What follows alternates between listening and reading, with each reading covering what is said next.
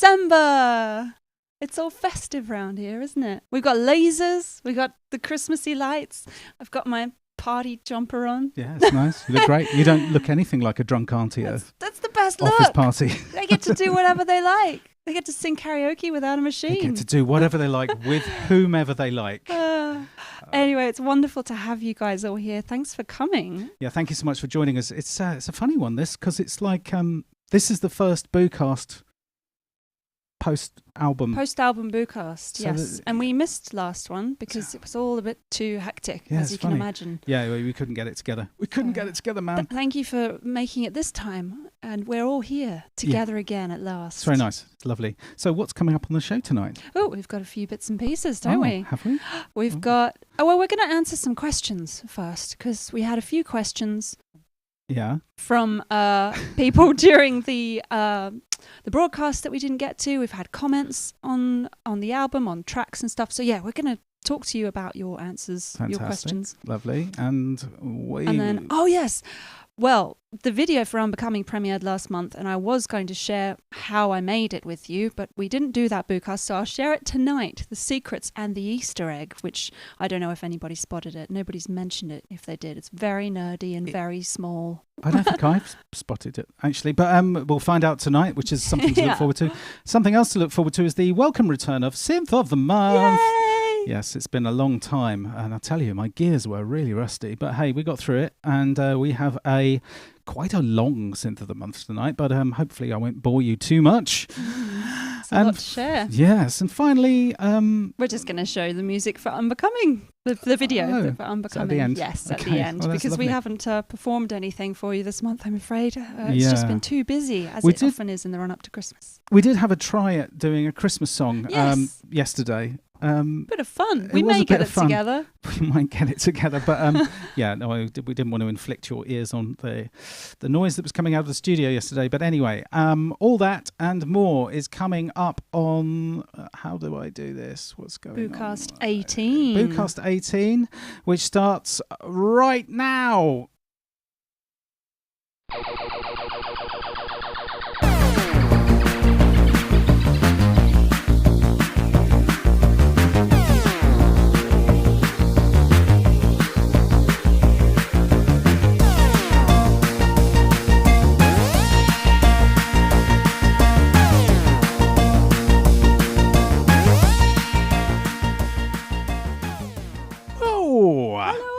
And we're back. Back in the studio, back in the room. So, yes, we've got a few questions to share. We had one in the chat just now. Cresshead said, I hope you release compulsory games so it gets a video too. We did have a planned video for that.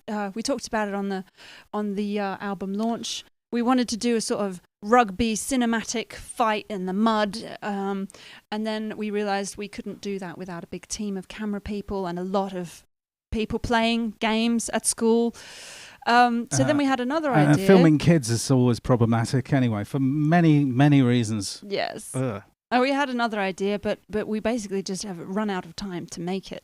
And yes, going into the holiday period now, it's quite busy again. So I don't know if we'll actually get to do a video for compulsory games.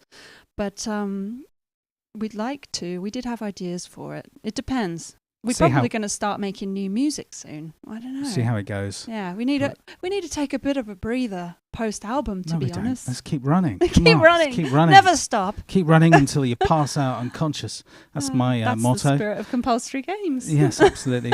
Do I go to here? Yes. So we've got this. Yeah, a couple of comments on YouTube I just wanted to share. Bruce Schaffer said, always on reminds me of Obelisk a bit, a blast of catharsis about something annoying. It is, yeah.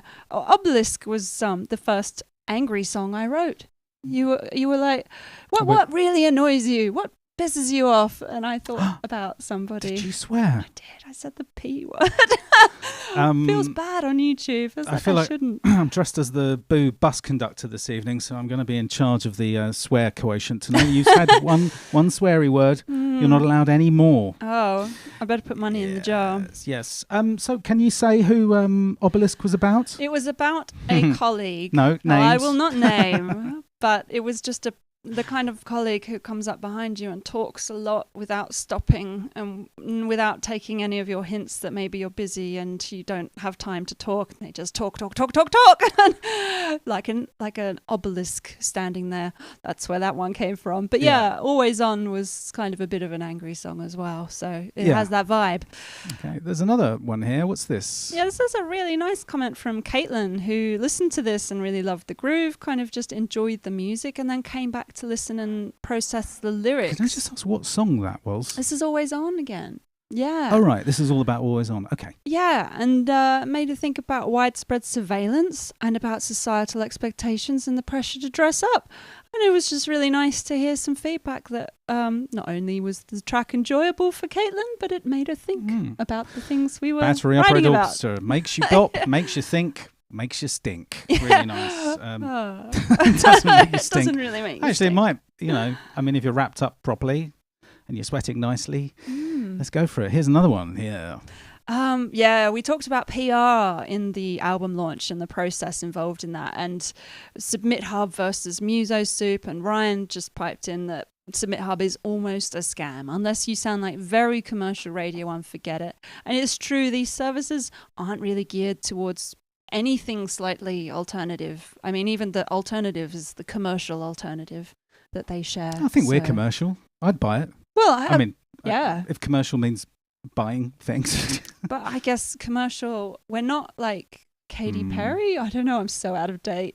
What's pop? Who's No. KD Perry? Is Katy, it Katy Lang's Katy Perry. sister?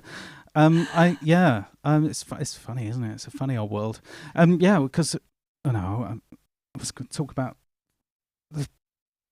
No, I'm not going to talk about just selling records and what a strange world it is. It is a weird world.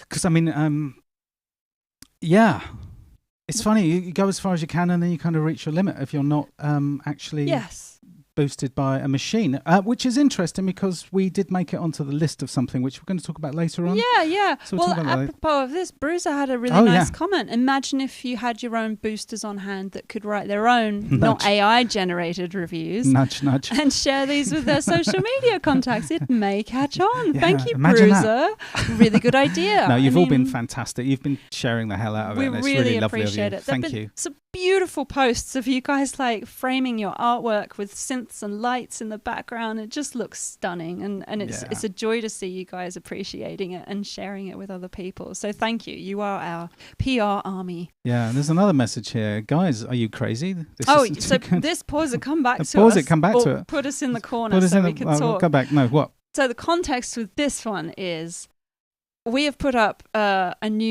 we've put up 2 new EPs for our boosters this month. This comment relates to the first EP, so you can show it now. Yeah, can I? Okay. Yes. No Labels Plus said, "Are you crazy? This is so good. Too good to be hidden away. Release this, and my order is in." He was under the impression that it is missing tracks from the album, which it's not. These are actually other tracks. So then we uploaded the EP of I don't know tracks that didn't make the album today. We can have a look over there. So I'll just cut to you. So we've got, if you look on the subscription page there, all the benefits you get. And then there are all these EPs. Look at all the EPs. Weird Party is the one that No Labels Plus is talking about. And today we've got Compulsory Games Sick Notes. And these are the tracks that didn't make it onto the album. So there's 6 tracks there. Just finished mastering it. Unfortunately, I had to send the super expensive headphones back because I haven't. I don't know. It sounds all right to me, but you never know. Get back to me. But so that's 2 EPs in 1 week. Is it 1 week? Yeah, it's about 1 week. 2 EPs in a week. So effectively, that's a whole album for you boosters out there. So thank you so much for supporting us. I just want to say we actually took advantage of the Sound Toys thing that was on. Unfortunately, the Black Friday deal has gone now, and it's back up to $4.99.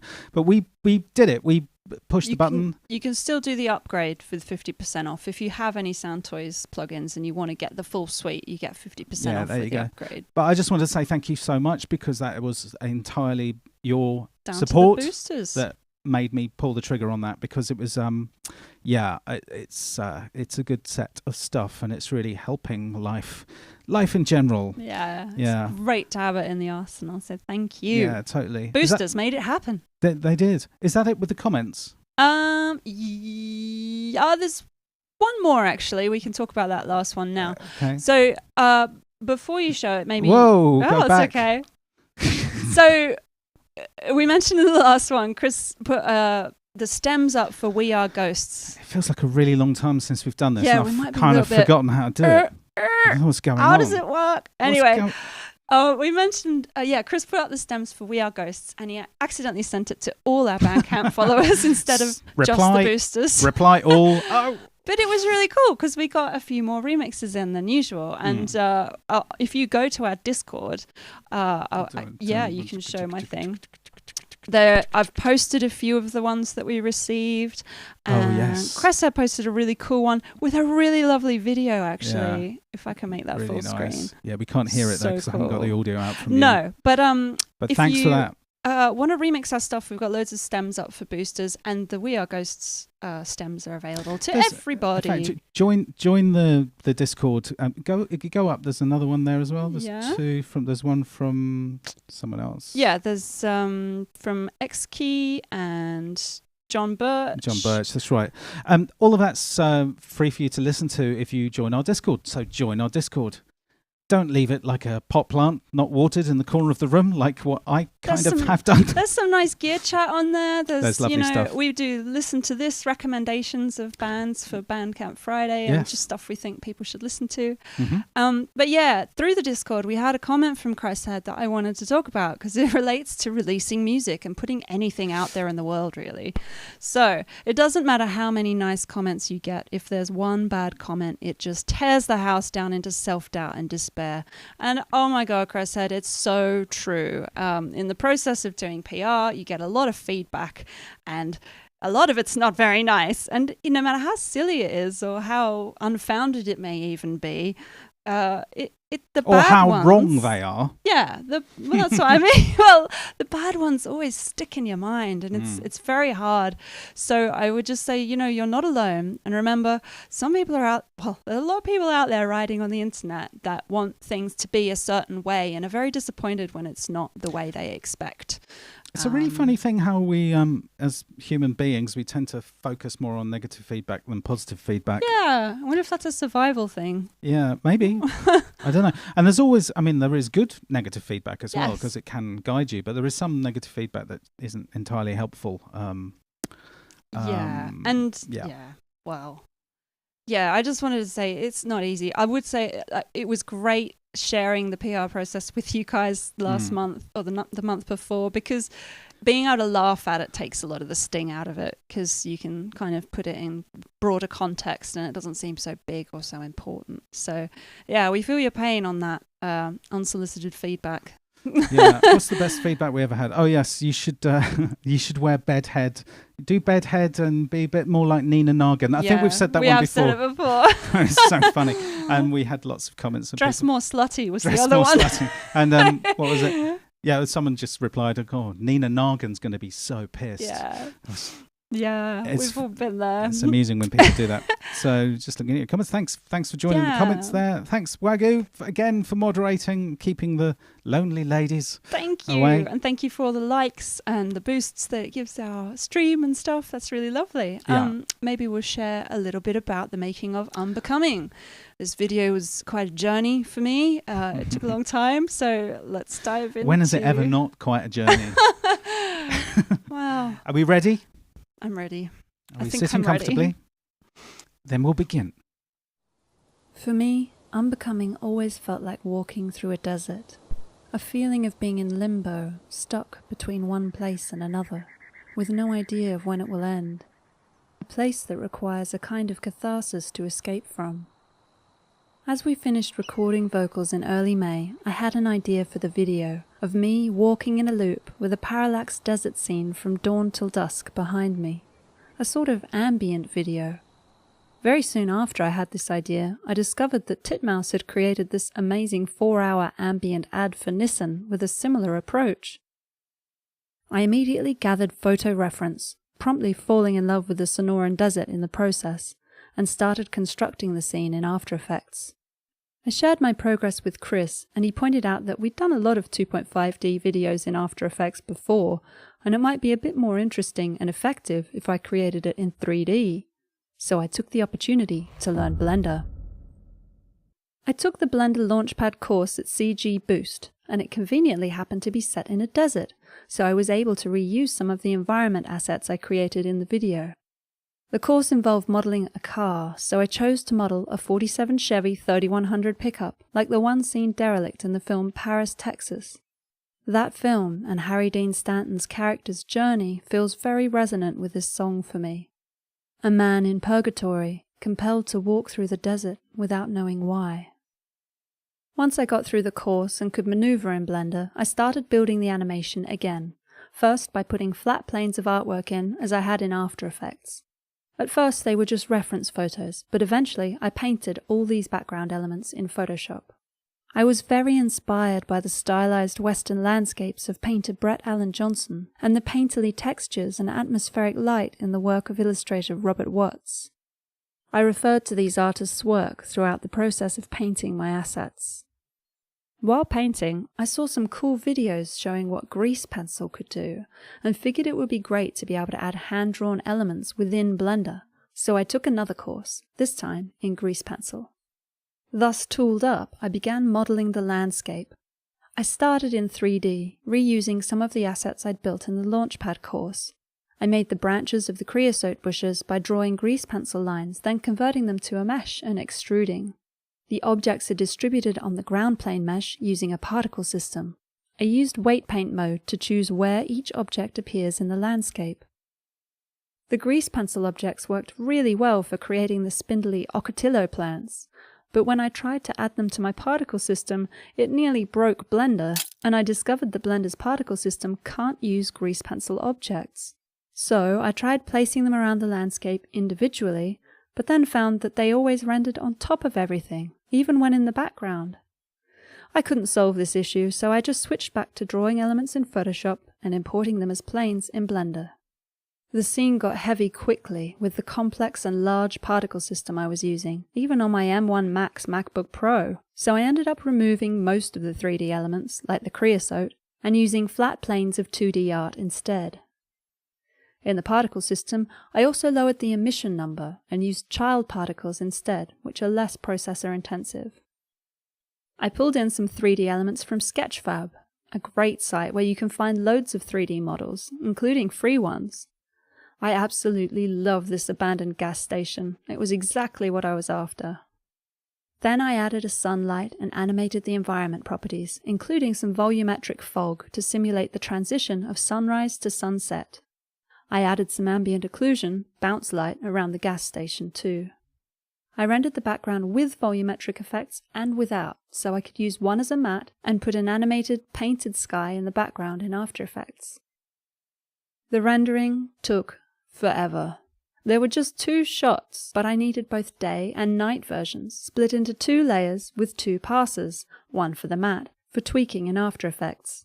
It was 10 renders in total, with each pass taking about 5 hours. Of course, they weren't right the first time either, so there were many, many renders and checks. I'd love to use a render farm for this sort of thing in the future, as it really slowed everything down painfully. Meanwhile, we picked up a treadmill for just £20 on Gumtree, and used that with a fan blowing on my hair for the shoot. The shoot took less time than one render. I animated the wind by simply drawing in Adobe Animate. I painted the clouds in Photoshop, then animated them in After Effects using a combination of skew and turbulent displace, with some real clouds in the background. I created the rainbow echo effect in After Effects, with some hue animation on duplicates of me walking offset in time. I put all these elements together in After Effects: the sky, the 3D renders, the footage from the shoot, and the animated overlay elements. I then added the final paint effects to this render using a very tweakable plugin from Acviz called Oil Paint. I used a few custom settings and rendered different passes so I could retain detail in some parts like my face. These came together in the final effects comp to create the finished video. This video took longer than it should have to create. If I had to make it again, I would have gone back to the drawing board and created a stronger story or idea to base it around, rather than a simple ambient loop. However, it does achieve what I intended it to. The song is about being lost in the unknown, searching for a kind of absolution while stuck in limbo. At first glance, a desert can seem empty and barren, but look long enough and you discover it's full of life. Whoa. So that's the story of that. And Wagyu said, I really like the painting come to life vibe of this. I didn't realize it was 3D. No, I kind of went to all that trouble making it 3D to make it 2D again. It's one of those things where... And we live together, and it's just weird. I don't see you for months on end. It's crazy stuff. Yeah, it was one of those real sort of creative journeys where you're just trying different stuff out. And I was trying to learn a lot of new stuff at the same time. I was like, I could do it all in this video. And it did turn out well. It's always good learning new techniques and processes and what have you. I'm sure you're all continually finding new things to work with and play with and explore new techniques and what have you. Yes, Cresshead was asking, are you going to get a Teenage Engineering KO2 for Christmas? No. No. I don't think I am. It's very pretty though, isn't it? And it looks really pretty. Good. Samplers. Man, they're making a comeback. Yeah, that's what I said. I was like, there seem to be a lot of people putting out sampler-type devices at the moment. Foreshadowing. Dun, dun, dun. But it looks great. I was a little perturbed to realise that there are a couple of videos. Well, I can't remember who it was. Did a video on YouTube about how the fader broke. Yes, and I can't remember who that was. It can't have been a week since it had been released, and there was somebody already taking their KO2 apart to fix the fader. Taking that plasticky toy vibe a little too far, maybe. Yeah, and I'm not sure what Teenage Engineering's aftercare is like, but certainly it's refreshing to see something that seems to be priced in the realms of reality, as opposed to some kind of IKEA advert of a special lifestyle type thing. IKEA, no, that's the wrong, I don't know. Bang & Olufsen. IKEA / Bang & Olufsen. It's the Bang & Olufsen thing. That's it. But samplers are cool, Chris said. They really are. Yeah. Could do anything. But there's a lot of people talking about how modelling has come such a long way that it could be the end of sampling. But, know. Can't be a good sample though, can you? Well, I mean, yes. Well, you can with modelling. Well. What are you saying? You can't be a good sample with modelling? You can't beat a good sample though, can you? You can't be. Maybe not, no. But I mean, with modelling you can do, what the hell. Let's not fight. Well, no. Wagyu was talking about the Audeze headphones. Hi-Fi Man do a similar planar magnetic type of headphone that's much more affordable, but there's similar sort of detail level. Yes, it's really weird. I'm going through a process now of trying to... I miss them so much, and I spent so long with them, and they've had such good results that I'm loath to... go through that whole process? Accept anything less. Yeah, it's a crazy world we're in. I have no idea. I mean, because if we tried another pair, you kind of have to go through that whole process again. Yeah, I mean, I'm currently going through a root canal treatment that's basically costing the price of those headphones. Yeah. True. But we've got, somebody asked about the acoustic panels. They're made by GIK Acoustics. Yeah, they're UK-based. I think they've actually got European-based and a US-based as well. Yeah, they're based in the US, but they've got UK bases as well. They're very good. They are very good, and they're not too expensive. And funnily enough, we were going to make our own, but at the time, the price of Rockwool it was going to cost roughly the same. Just after, during the COVID, all sort of construction materials became really expensive. I don't know if it's because everyone was doing DIY or what, but yeah. Yeah, there was a Rockwool dearth. It would have cost about the same, plus there would have been the labour, and we needed to be spending our time making music. I think a load of freaked out people were probably wrapping themselves in Rockwool before they went to the shops. That must have been what was happening. But anyway, no, we decided to just buy the pre-made ones, which saved us having to saw things and glue things. And there are a lot of them. There's 1, 2, 3, 4, 5, 6, 7, 8, 9 in here. Yeah. Wow. And when it comes to DIY, I enjoy being hands-on, but I'm very much like Homer Simpson's Spice Rack school of... there. Oh, I did just think of our table outside, but it works. Yes. We'll put a picture on the Discord of the table that my dad and I made. Yeah. Sorry, Dad. It's like probably not the kind of woodworking advertisement you're going to want, but there we go. I'm going to ask a few more questions that we got from the chat during the album launch that we didn't get to answer on the show. Okay. So Steve Wilkins asked, was the album always called Compulsory Games or did it change over time? We had a working title, but it was really, we just stick working titles on things, as you'll notice on the EPs, that are not the final track names or album names. And the working title was Hiss, which is a bit of a silly boo hiss. Which is actually the Vince Clarke and Martin Gore album sounds like that, doesn't it? It's called. I think that's why I changed my mind. I went, nope, can't call it that now. I didn't know that one. But the reason it was going to be called Hiss is because everything had so much hiss on it, and I quite liked it. Oh, I thought it was like boo, hiss. Oh, yes, and there was that as well. Of course. But yeah, no, if you're a booster, you'll know you can go and check out the Compulsory Games Sick Notes EP, which contains some of the tracks that are missing, and there's a fair bit of what's the word? Subsurface noise. Yes, because they're essentially demos, some further along than others. Actually, some are close to finished. Yeah. I'm actually just thinking one's more like a demo. And there's a couple of me singing on them as well. So there's one that doesn't even have fully formed lyrics on it. It's got me just blah, blah, blahing over the whole thing, which is quite fun. Yeah.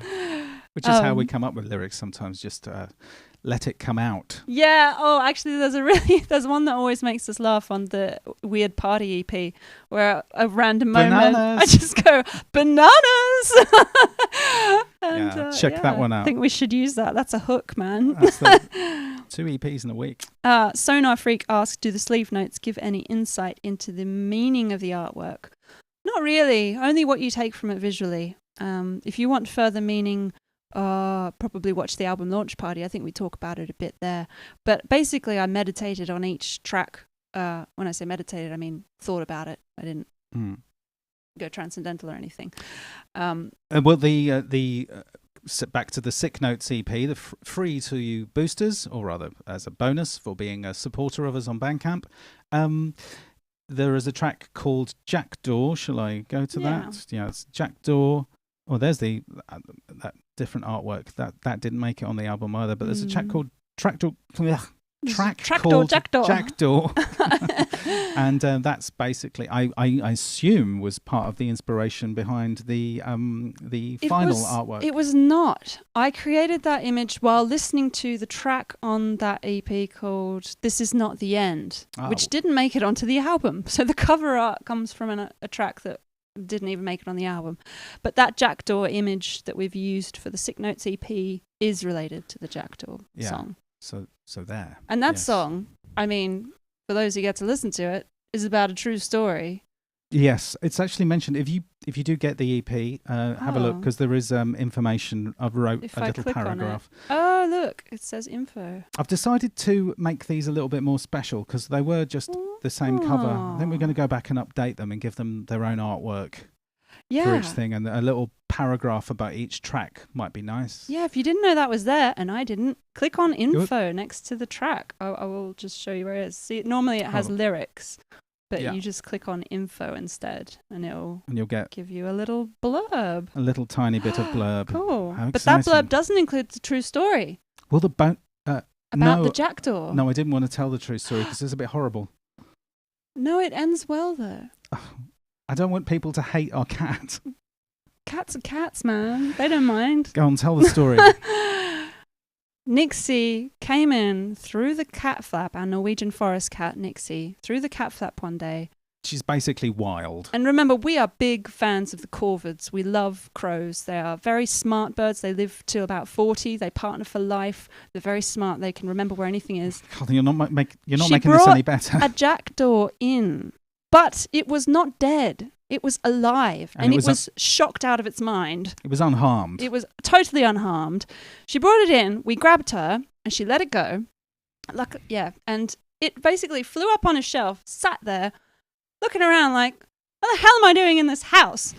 And so we opened the doors for it, and it flew away. Lucky, lovely jackdaw. So I take it as a gift from Nixie. I think she didn't kill it on purpose. We've told her very early on that we hate it when she kills things, Yes. even butterflies. And she seems to have stopped doing that. Yes. Well, she's got a great big colourful collar that she wears. It doesn't work, but I mean, I don't know what to do.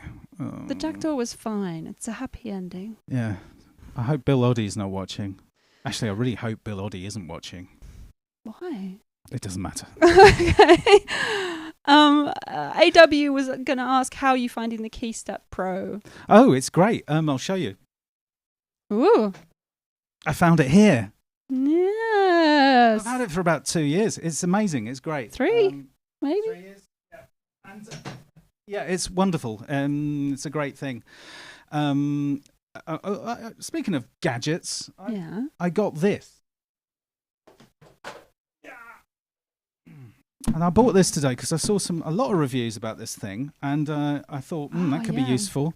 And it's this little mixer. Is that going to focus? No. No. Okay, it's I'll the hold it there. Moukey. I'll bring a link up for it. Yeah, Moukey MAX2. I haven't tried it yet, but it's had several pretty good reviews. This one's the 6-channel one, but each channel can be stereo, and it takes TRS in the back. So you can stick stereo signals in, and it's one stereo signal out. There's no panning or anything. It's just level, and whether it's stereo or not. It could be useful in a sort of modular setup, I suppose, or varying reports of noise levels and whatever. Some people saying it's incredible, it's silent, and other people complaining, but they've probably set it up wrong. But hey, you never know. Yeah, runs on USB. Pretty impressive. And the next thing, I'm trying to do a review of this. Oh. Yes, the West Pest. Now, if anyone knows how to make this thing make a noise that isn't dong, I'd be really interested to know. So don't expect that soon. It's certainly not today's Synth of the Month. But need a bit more time with West it. Pest, there's some gadgets. We've got some tools out. That's nice, isn't it? You've been busy with those synth of the months. You've been working hard on them. I have been working hard. Yeah, that you've only just started with that one, so you've got time to It makes very put nice. us through its paces. Don't get me wrong. It's a really nice dong noise. But it's quite tricky. Quite a tricky little thing. But hey, I'm working on it. We'll see what happens. Yeah. Should we share more comments, or should we share our Synth of the Month? Well, we should come back to the comments in a bit. We can. So it's been a 3-month. Has it been 3 months? Yes, because we took 1 off, and then 2 because we were busy with the album. Sorry, I'm guys. really sorry. We're So back. Synth of the Month is coming up right now. Brace yourself. I feel like a school teacher or something. Right, You everyone. look very smart. Quiet at the back. Are you ready? Yes. You there. Stop that. Put it down. Good. Okay. I'm not pressing play until you're all sat quiet. Go on, hit play. Here we go.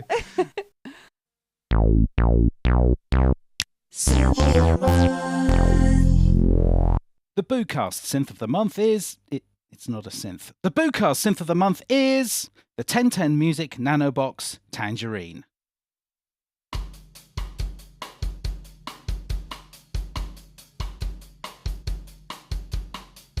Yes, the 1010 Music nanobox Tangerine.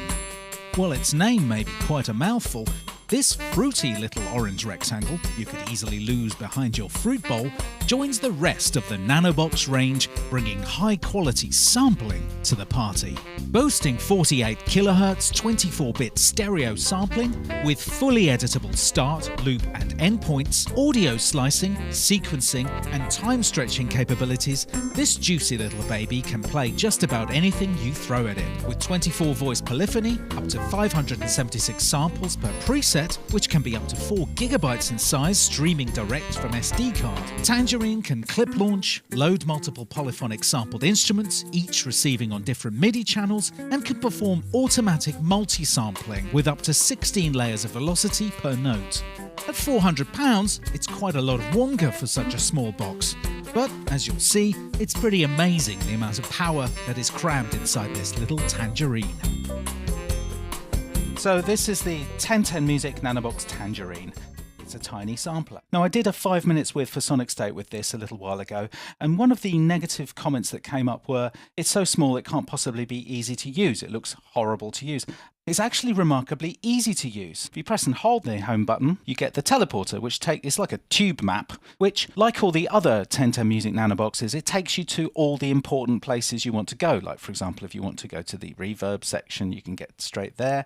Press and hold again, you get straight to the sequencer home. Press and hold again, you can get to pad macros. You can get to anywhere very, very quickly just by pressing and holding the home button. But once you are inside it, select this pad. If you click first of all, if you click the left button, it takes you to the configuration for the Nanobox. So you get control over the volume, brightness of the thing, whether the compressor's on or off, MIDI controls, global in, MIDI program change, everything, all this stuff that pertains to the global controls of the whole Nanobox. But then if you go to the right in the pad, first click to the right takes you to the macro page. Well, here you get level. In fact, I'll just hit play so we can hear this drum.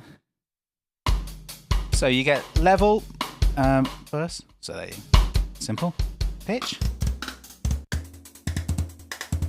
And yes, you can see the pitch is time stretched. You can't really go nuts with it. It does begin to break apart. There we go. And then the next button, you get the filter. There's a resonance control at the bottom. I'll just bring that up so we can hear a little bit more easily what's going on. So if we tweak the filter into the positive region, plus up to 100%, we're using a high pass filter here.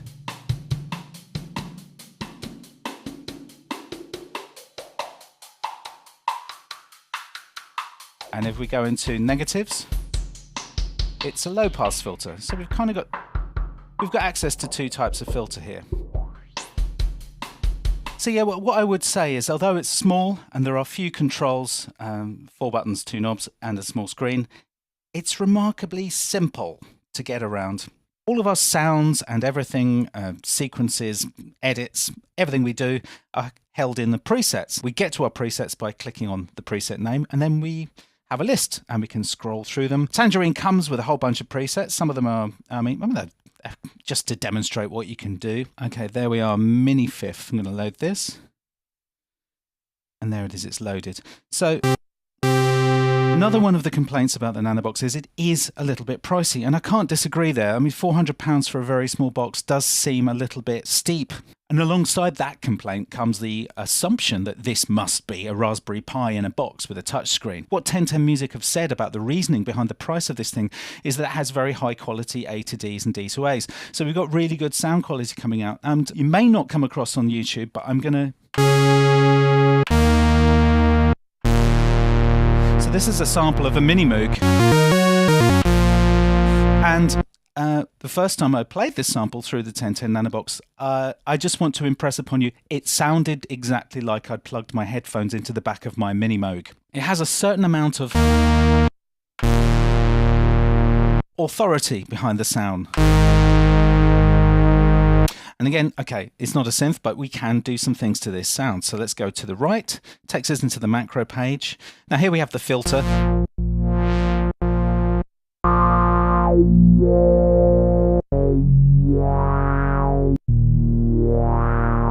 It sounds great. When it sounds all right, it's a digital filter, but I have no complaints.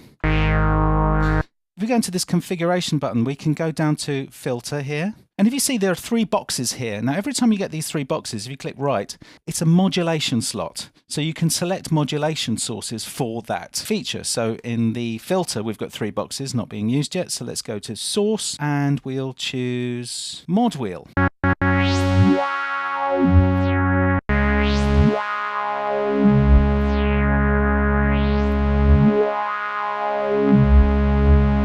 I've set the filter to minus 36% here. Let's turn it down a little bit more. Put it to minus 50. If you apply modulation to the filter, if it's positive modulation, up to plus 100%, that gets you into the high pass.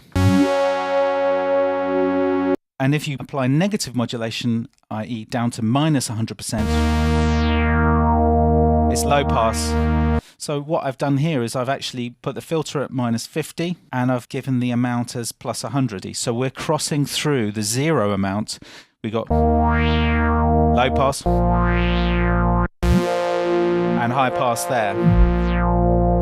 So there's a little bit of stuff there. Anyway, back to configuration. So here we can choose the level, the pitch of the sample, the filter amount, the resonance in the filter, which can also be modulated, the launch mode, which gives us gate, toggle, which turns it on and off, which is handy for triggering loops. And then we get poly mode, so we can make it 2 notes poly, poly 4, poly 6, or 8, or X, which I think means the full polyphony of the Tangerine, which is 24 notes. Let's go to the envelope now. So I'm just going to turn the release time up.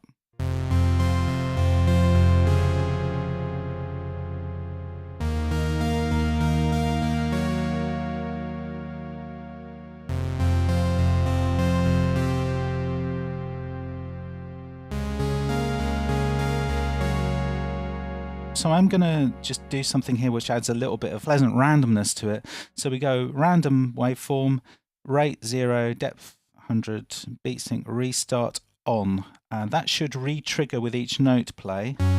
Go back to config, pitch. Let's give the pitch a little bit of LFO.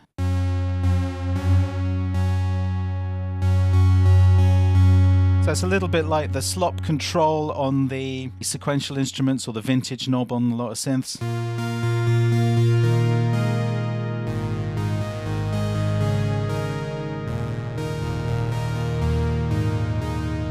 Just a little bit adds a little bit of movement.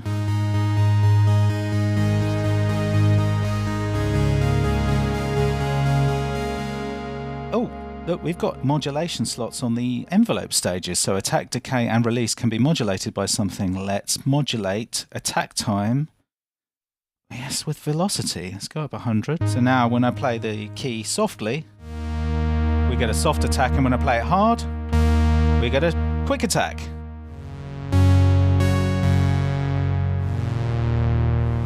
Although it's limited, we've got one envelope, we've got one LFO.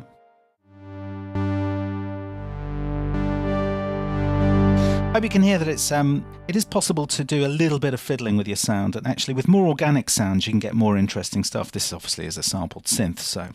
Oh yeah, one more shortcut that I want to show you. The hamburger menu takes you directly to the mixer. So we got pan, put it in the middle, and we got level. Let's leave it there. One more press on the hamburger menu takes you to the effects. Bottom knob is reverb.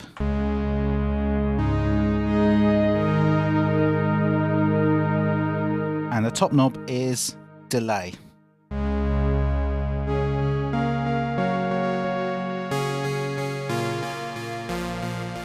Press and hold the teleport button, have a look at the reverb. So the reverb we can turn, let's turn the decay up full. Pre-delay down. And turn the damping off. Let's hear how long this reverb is.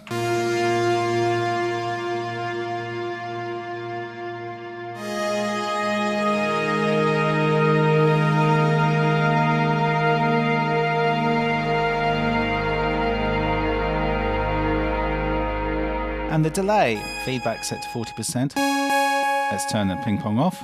I'll turn the feedback right up. So you can have the beat sync off, freely running delay. Although, it has to be said,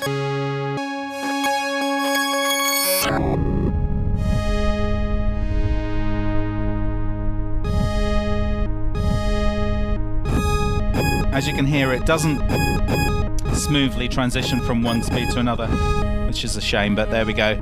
But I'll turn this on. So our delay time goes from... Just quickly kill the feedback there. Our delay time goes from 1/64th to a full bar. So if we go back to our transport controls, take the BPM down a little bit. So now if I play a note,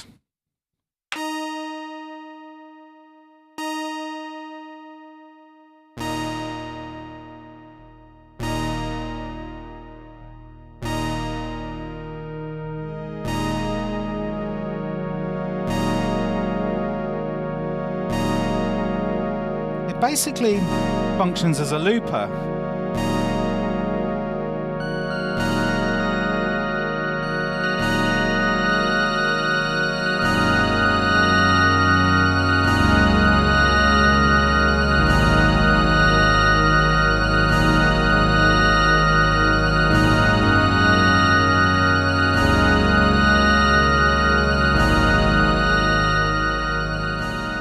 So while that's playing out, I'm going to load the 1010 Grand. So this is a multi-sampled grand piano. This is the real time. This is how long it takes to load. It's working. Oh, some of it's there already.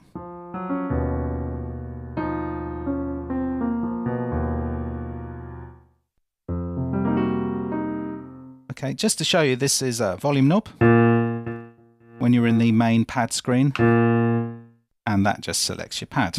But you can always just do that with your finger.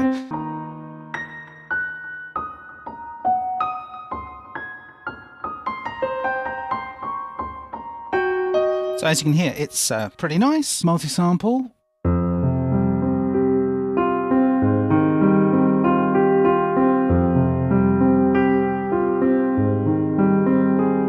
You can also sample your own. Now it's very easy to sample your own. You simply take the MIDI out from the nanobox and the audio in from your synth, and you tell the nanobox what to do. We'll do that in a second. Here's a sample I just did. It's a sample of an electric piano. There you go. As you can see, these multi-samples take a long time. So this is a 10 layered velocity, and I sampled about 4 octaves of the keyboard, and they're quite long.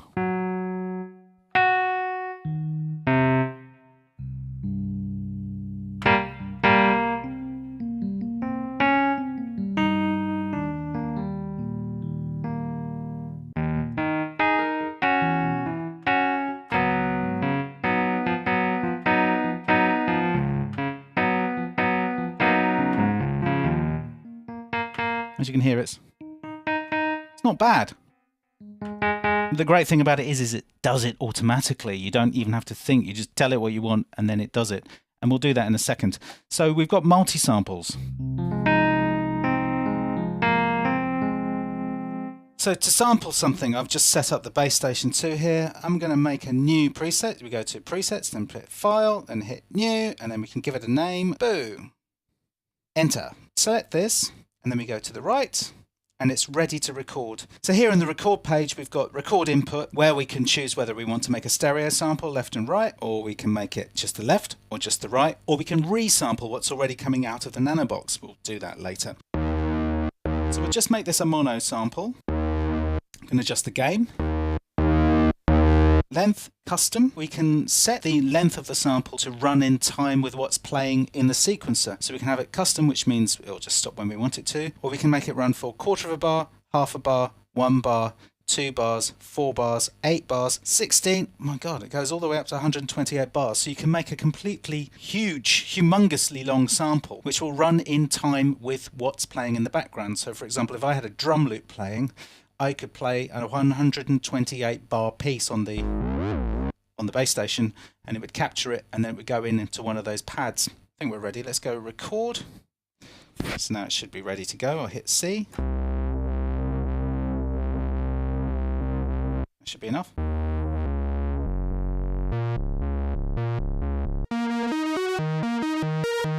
You're now listening to the sample. I'll make it poly.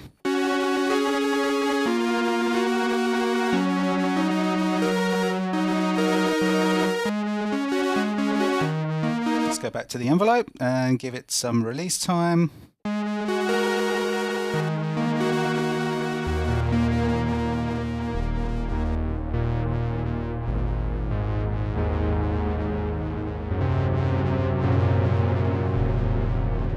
So that's pretty cool and nice sound.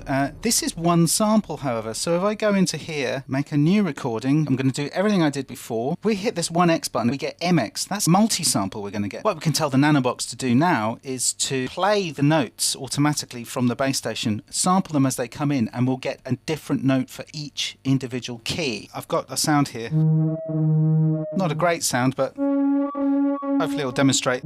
If we multi-sample this, the LFO speed should stay the same from the bottom to the top. In the multi-sample page, we have start notes. So this tells the nanobox which note we want to start with, C3 to C5. So we get 2 octaves. Sample every 3. So we can sample every single note between those 2 octaves. Every 2, every 3, every 4, all the way up to, well, every 16. So if we're not so bothered about every single key being individually sampled, we can miss a few out. And sometimes you can do that with like piano sounds and whatever. You can sort of fake it and it doesn't matter. Then you can reduce the size of your file by getting it to skip every so often. But I'm going to make it do every single one. And then velocity layers. Now this goes all the way up to 16. So what the nanobox Tangerine will do is it will play it progressively harder and harder. But this is such a simple sound, I'm not going to bother with that. I'm just going to keep it down to 1 layer, so there'll be no velocity layers. And then all you do is hit record.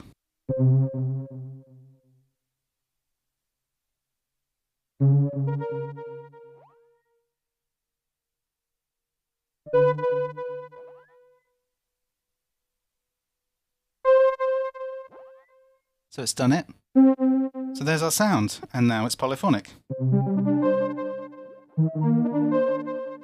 This is a great way of turning a monosynth into a polysynth.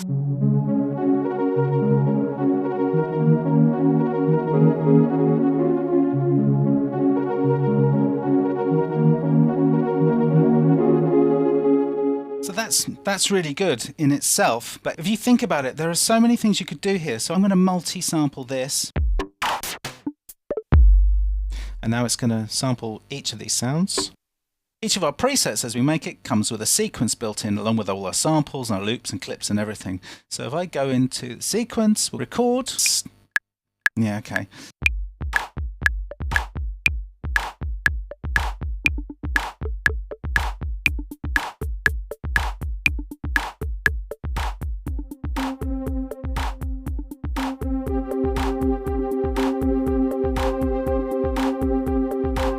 So now we've got a little bit there. So we've only got 2 sounds here. How interesting. I'm going to take this pad here, go into record, and then we go to resample. Let's make it do record quantize 1 bar. Let's record 1 bar. So here we go.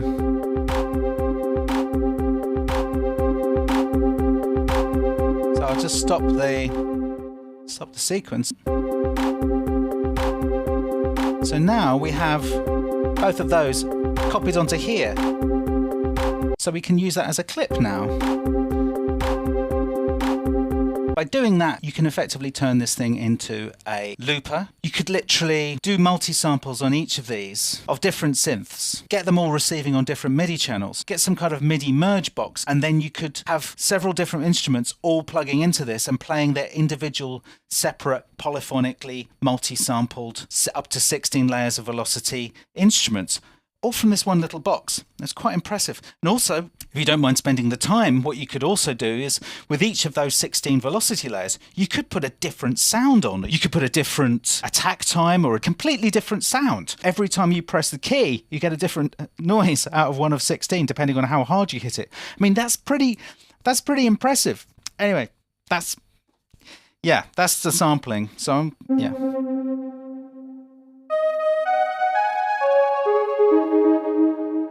We can do another sequence here.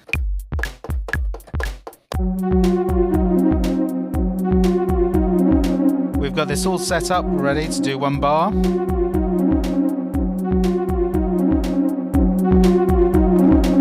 So now we stop that. So now we've got those 2 bits. I mean, they're pretty rubbish, but it's just to demonstrate that now we can clip launch. As you can hear, I've recorded it really badly. But there you go, there's 2 bits.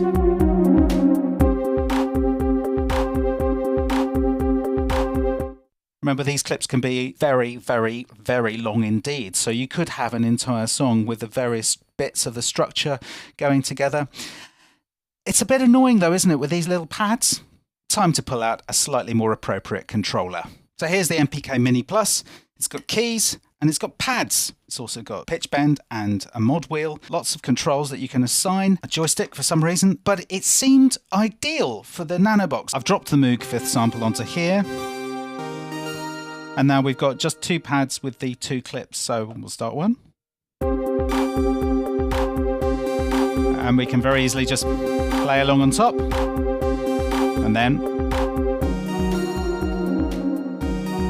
So this is loading some clips. It's also loading a piano in. Those clips I just made were basically resampled from within the nanobox, but you can also chop up any songs you have into verse, chorus, bar, middle eight, whatever, and drop them in as clips. And the nanobox automatically detects the tempo of those clips and just fits them in. Not only that, you can put in clips of different lengths, so you can have things evolving and changing over time. You can have different length clips sort of playing and looping and tripping over themselves quite nicely. So I've got a wobbly.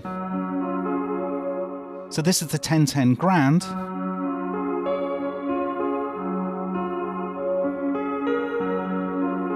It's quite lovely. It's so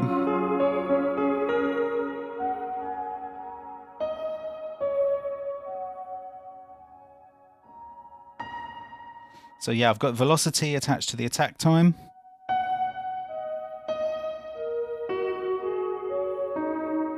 And the LFO is giving a little bit of tape warble there. And there's a little bit of delay and reverb.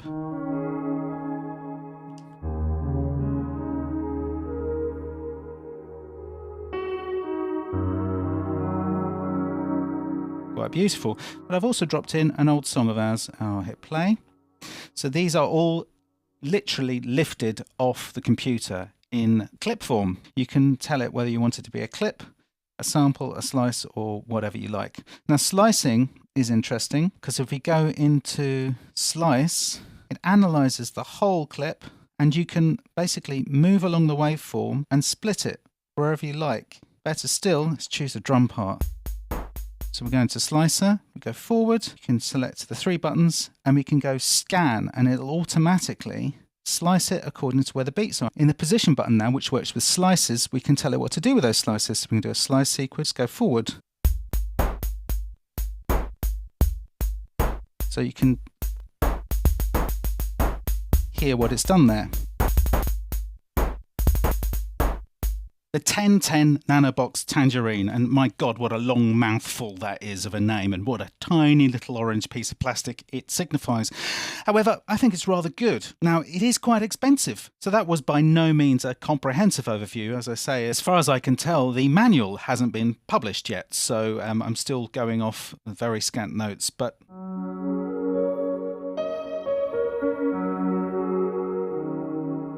But it, yeah. I think you can tell it sounds quite nice. So I'm going to play you out with this. So I'm launching clips here. Let's go again.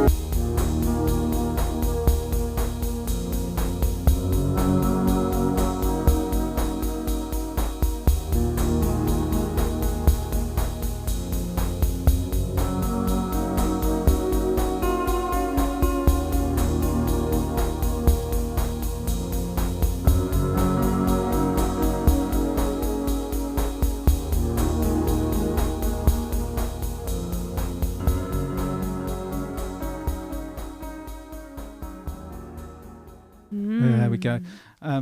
Little reference to King Crimson at the end there. I can see from the chat that this is going on a few people's Christmas lists now. Paul Warren, though, says that he's just bought the Sonicware sample track, but this would have actually been a better fit for him. Well. Oh, but by the way, apologies for the sound quality of my voice halfway through. It wasn't anything to do with the Tangerine. It was I just messed my headset mic up a little bit. So it went a bit tinny. Big question from Crosshead was, so is this replacing your Ackeyes for live? Well, possibly.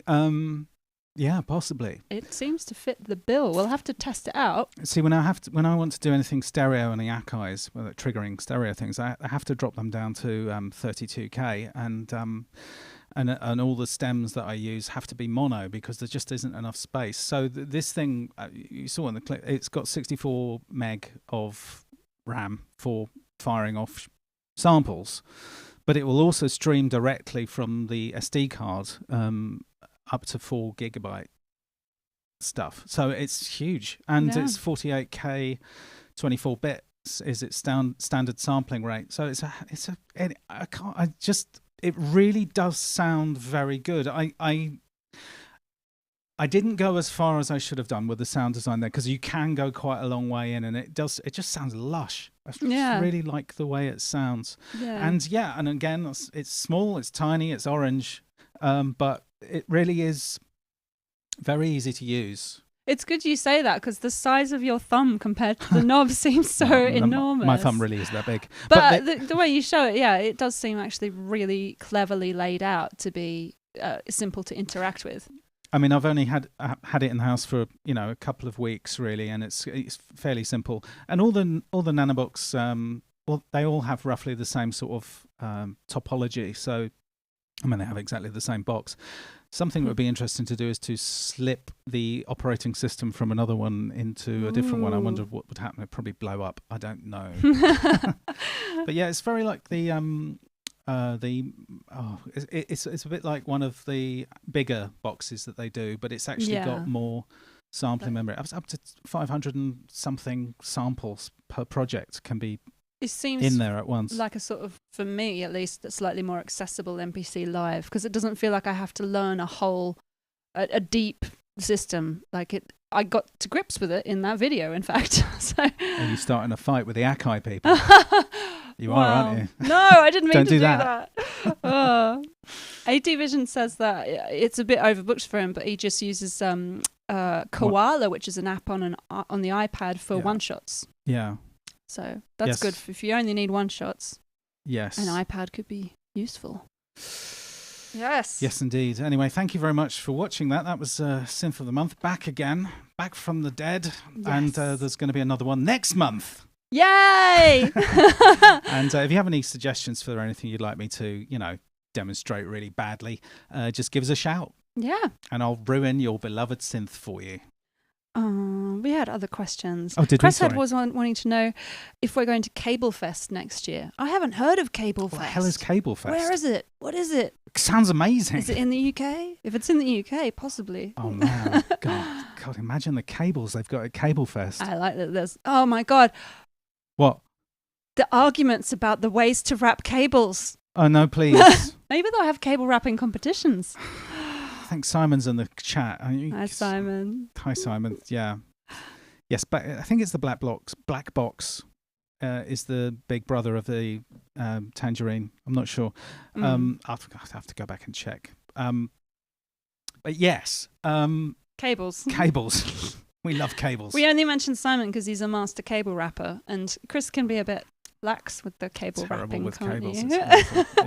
Simon once told me that's the closest thing to a religion he has, which is I like that. How he I respect that. Very carefully, very techie-fied. You can tell the guy's a pro. You want a guy like that looking after your cables. You really do. Simon, can you look after my cables for me? That is intended to sound exactly as it did. KV5, another question about the album. Wanted to see a kit list for the album. Oh, right. We did that. I think the last time we did that one was Snare a while back. But we could probably put one together for the boosters, maybe. Yes. When you say kit list, do you want the entire kit that was used on the whole album, or do you want track-specific kit lists? Oh my God, that's deeper. The last track on the album used 3 synths. It used the Trigon, the Dominion, and the Mini Brute. There you go. Teaser for the gear list there. There's a little bit of list. Andy would love to get stems for the Getaway. Ah. Are you a booster, Andy? I don't know which Andy it was that commented that, but they are up for the boosters on if you subscribe to us on Bandcamp. You get all the EPs we were showing you before, but you also get stems. And we have these in a Google Drive folder, all the stems that we've shared with the boosters over they're time. not actually listed on the Bandcamp page, but if you the Getaway is there. You get the links, and the Getaway is definitely up there. We'd love to hear your remix. Share it on our Discord. It's just so great hearing what people do with the stems. Yeah, do you know what? It'd be interesting. To keep the remixes coming. Yeah. If you've got time over, if you feel inspired to do it, it'd be lovely to hear them. I'm wondering about putting them out somewhere. Yeah, it could be complicated. It could be complicated. Just remembering the last remix thing we did, and we were like, never again. That was very complicated. Yes, herding mice. But it's such a good record. That's Snared, the Remixes album. Got some merch here as well if you haven't picked up one of these compulsory games artwork mugs. Yeah. Got my eggnog in there. Are you merch pushing? Oh, by the way, we sent out 3 of these today to boosters that achieved their 6-month status, so congratulations. They're wending their way to you right now. They are no longer available to buy either. So the only way you can get these badges is by doing us a very big favour or supporting us for 6 months on Bandcamp. We should clarify what constitutes a very big favour. Folding our cables. Okay, yeah, that's good. That's a good favour, yeah. Yeah, that's not meant to be an innuendo. Oh dear. Laying cables are let's shut up. One last thing to share. Okay. We had some really good news because, there's always a little bit of a lull after the release of something, after you've birthed it, as it were. And we got this lovely list from Louder Than More of the top albums of 2023. And smack bang sort of in the upper half, 45 is Boo! And amazing. Big detail there. We're the only self-released album on that list. Yeah, that's quite a big story, really. I mean, look at that. We're just behind Hawkwind. Gorillaz, Hawkwind, Depeche Mode, close there. Yeah. I think there's Vince Clarke's and Sparks are there as well. We beat Sparks. Amazing shocking company to be in. Shocking behaviour. It's quite an eclectic mix. It's really good. I recommend going through it. We had a bit of a listen on YouTube last night to some of the stuff. We're extra stoked because we've been through the list. It's all great stuff, mostly. No, it's all great. But we're the only self-released band on that top 100 albums of 2023 on Louder Than More. So pretty amazing. Wow. Wow. Isn't that good? Thank you very much. Yeah, thank you. And keep sharing. Thank you guys for putting it out there because, we really appreciate it. Our forearms have done all that they can. Forearms? I used all of my arms. How many arms do you Not just have? my forearms. Oh. So 8 arms. Oh, was there anything else? I don't know. Oh, I mean, we're at 8 o'clock anyway. But last year I talked about our favourite films of the year. And there are 3 music documentaries in this year. So I thought maybe I'd mention them. Go for it. Your list. Yeah. List the music documentaries. We watched 3 great music documentaries this year. First, started off the year watching the Get Back sessions. It's like the 8-hour opus of recording of Let It Be. Yeah. It's really funny. Do you know the thing that makes me laugh about that, though, is when Paul McCartney, who obviously comes across as a bit of a champ, when Paul McCartney writes Get Back, all of the non-musician types are going, wow, how did that happen? That's incredible. He's just like, wow. It's like, well, that's kind of how songs get written. Yeah, they just come out. So it seems like magic.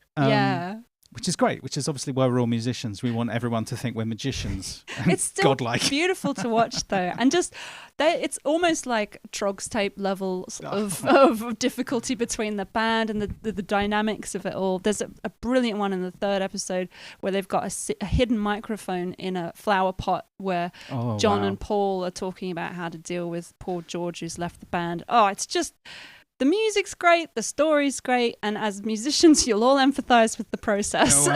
Oh, yeah, Edward Francis. Hello, Ed. Edward, sorry. Is it Edward? Can I call you Ed? Is that no? It's Squaring the Circle. A documentary about hypnosis. I've heard of that. Hypnosis. I must write that down.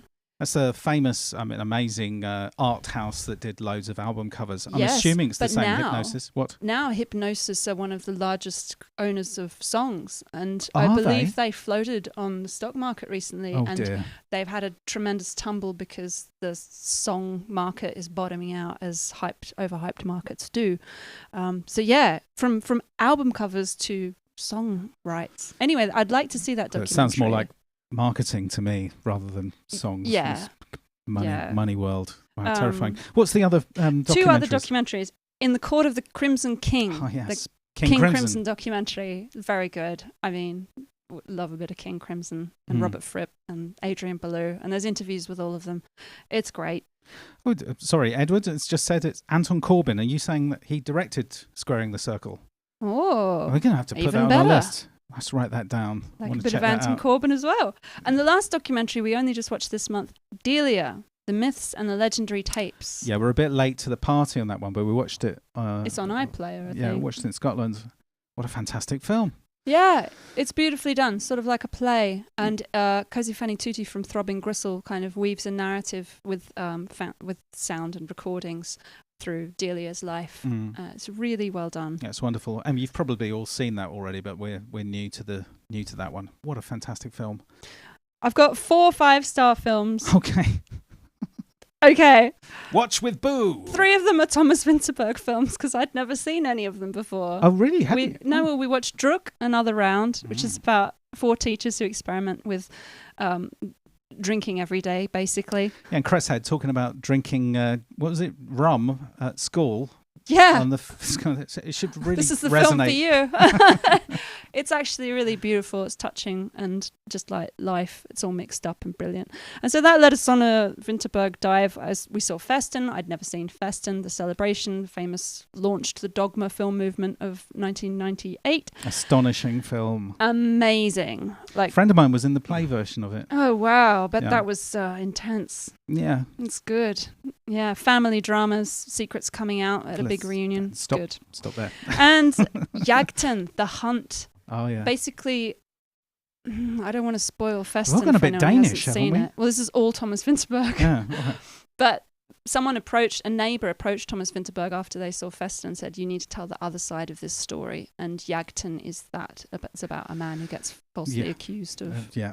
bad things. It's very, very good. And lastly, number 5 stars, The Day of the Jackal. We'd never seen it. What a smashing film. 1968. Everyone I've told, God, I just watched Day of the Jackal. It's amazing. Everyone's going, yeah. Yeah, Didn't you know that? I said, no. Nobody told me. What a It's so fantastic cool. movie. It's just classic visual storytelling. There's no exposition. Nobody's explaining the plot to you. In fact, we tried to watch The Last Mission Impossible. There was so much explaining of exactly what was going on every 2 seconds. Yeah, It's it's like, really nice. stop it. Really nice when a filmmaker doesn't decide they've got to describe every single detail to you. You just get to have it lived in Absorb front of it. you. And watching Fantastic. Day of the Jackals really made me want to, I'm going to live in a world of cravats. I think. Yes. Nice cravats. Sharp suits. And a handmade sniper rifle. And being able to kill someone by going, And a cocktail. Yes. It's the times we're living in. It's coming to that. oh, and I should give an honourable mention. I mean, I won't list all the 4-star ones, but somebody in the Boo chat recommended The Lives of Others, which is about the Stasi. Oh, yes. And thank And you for that. That that was was an a amazing 4-star film. film. Really enjoyed it. Thank you very much. It's beautiful. Yeah. I think we should probably get off. Can I just Yeah. ask you what that is in your cup? It's eggnog, and this is eggnog to a Boo recipe. So you made that I yourself? made it myself. Can they find in the my recipe? Boo cup. If you're a booster, you get the recipe. I can see now my nose has actually turned pink from drinking it already. I am the drunk auntie. I know you are. If you enjoy drinking egg, then this is right up your street. Who doesn't love drinking egg? Yeah, we all love drinking egg. Oh, The Spy Came In From the Cold. Fantastic film as well. I love that film. That's a 5-star for sure. Oh, and the first Hannibal Lecter film. What's it called? The Manhunter. Manhunter. Yeah. Wow. Anyway, Yeah. let's stop there. We've got to stop. It's the season. Let's watch loads of films and eat till we can't eat no more. It's either pouring with rain or it's freezing cold, one or the other. So I think it's time to sort of snuggle up in front of or it's too hot to go out if you're in Australia. Or wherever you are, yeah. In Australia. Sorry, I forgot the other side of the world. You're probably boiling now, aren't you? Yeah. Keep but cool or warm. I'm going to say goodnight. I don't have a drink to raise a toast, but I would like to raise a toast to Geordie, who we lost very recently, and we're going to go downstairs and play some Killing Joke. Yeah. And goodbye, Geordie, and safe onward travel to wherever you are.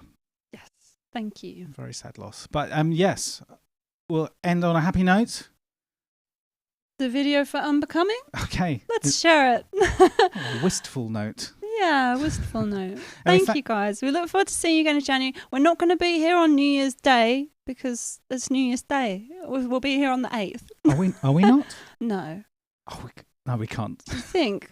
No, we can't do that. There might you're still right. be people here. No, you're very, very, very sensible. That's true. Yes. The 8th of January, we'll see you again. Okay, we'll see you on the 8th of January. Have a beautiful Christmas and beautiful New Year. Merry Christmas, folks.